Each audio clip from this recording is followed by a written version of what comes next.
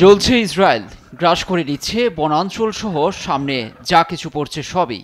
এমন দাবানল গত কয়েক দশকেও দেখেনি ভূখণ্ডটির মানুষ। আগুন ঝড়ের বেগে ধেয়ে যাচ্ছে জেরুজালেমের শহরের দিকে।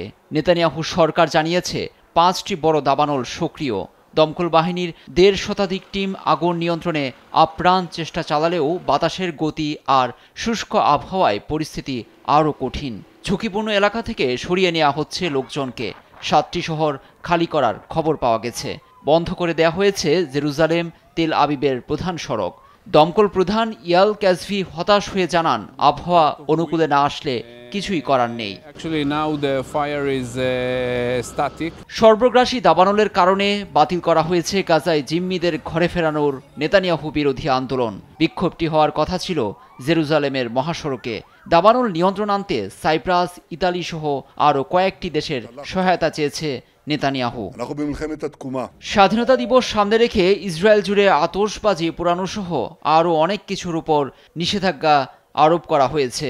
পরিস্থিতিকে গুরুতর এবং ভয়াবহ উল্লেখ করে জরুরি অবস্থা জারির কথা জানান ইসরায়েলি প্রধানমন্ত্রী বিনিয়ামিন নেতানিয়াহু।